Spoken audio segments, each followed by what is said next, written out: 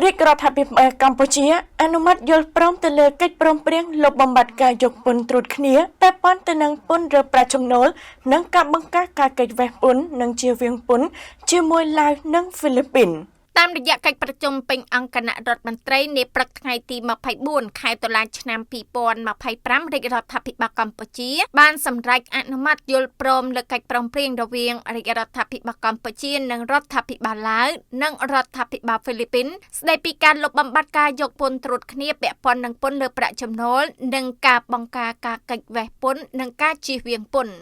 នៅក្នុងសេចក្តីប្រកាសព័ត៌មានស្តីពីលទ្ធផលកិច្ចប្រជុំពេញអង្គគណៈរដ្ឋមន្ត្រីបានបញ្ជាក់ឲ្យដឹងដូចនេះថា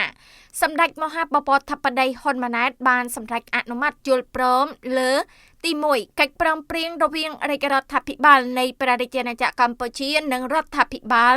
នៃសាធារណរដ្ឋប្រជាធិបតេយ្យប្រជាមានិតឡាវស្តីពីការលុបបំបាត់ការយកពន្ធត្រួតគ្នាពាក់ព័ន្ធនឹងពន្ធលើប្រាក់ចំណូលនិងការបង្ការការកិច្ចវេះពន្ធនិងការជៀសវាងពន្ធទី2កិច្ចព្រមព្រៀងរវាងរាជរដ្ឋាភិបាលនៃព្រះរាជាណាចក្រកម្ពុជានិងរដ្ឋាភិបាលនៃសាធារណរដ្ឋហ្វីលីពីនស្តីពីការលុបបំបាត់ការយកពន្ធត្រួតគ្នាពាក់ព័ន្ធនឹងពន្ធលើប្រាក់ចំណូល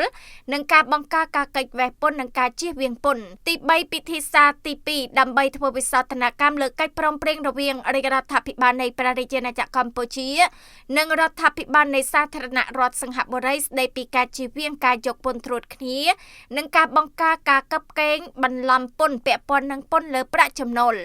នៅក្នុងសេចក្តីប្រកាសព័ត៌មានបានបញ្ជាក់ទៀតថាកម្ពុជាបាននឹងកំពុងចរចាកិច្ចព្រមព្រៀងស្តីពីការលុបបំបាត់ការយកពន្ធត្រួតគ្នាពាក់ព័ន្ធនឹងពន្ធលើប្រាក់ចំណូលនិងការបង្ការការកិច្ចវេះពន្ធនិងការជៀសវាងពន្ធជាមួយបណ្ដារដ្ឋសមាជិកអាស៊ានបូក3និងបណ្ដាប្រទេសឬយុត្ថាធិការមួយចំនួនទៀតដោយផ្អែកលើលក្ខណៈវិនិច្ឆ័យចម្បងដូចជាកាតព្វកិច្ចអន្តរជាតិកិច្ចសហប្រតិបត្តិការអន្តរជាតិប្រទេសឬយុត្ថាធិការដែលជាដៃគូវិនិយោគធំ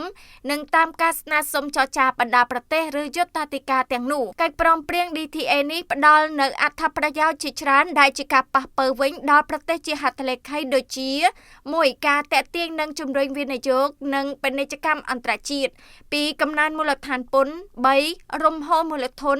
4ការផ្ទេរបច្ចេកវិទ្យានិងជំនាញបរទេសតាមរយៈបទបញ្ញត្តិស្តីពីសុយសាននិងសេវាបច្ចេកទេស5ការការពារនិវេសនជនកម្ពុជាដែលជាវិនិយោគិននៅបរទេស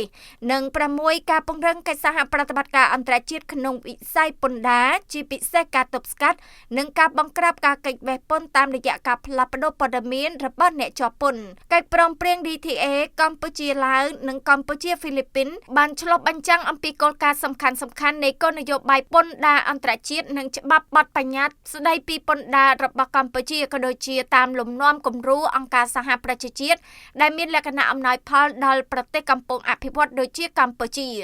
រហូតមកដល់បច្ចុប្បន្ននេះកម្ពុជាមានកិច្ចព្រមព្រៀង DTA ជាមួយប្រទេសនិងយុត្ថាធិការចំនួន11រួមមានសិង្ហបុរីចិនប្រុយណេថៃវៀតណាមឥណ្ឌូនេស៊ីតំបន់រដ្ឋបាលពិសេសហុងកុងម៉ាឡេស៊ីសាធារណរដ្ឋកូរ៉េតំបន់រដ្ឋបាលពិសេសម៉ាកាវនិងទូគី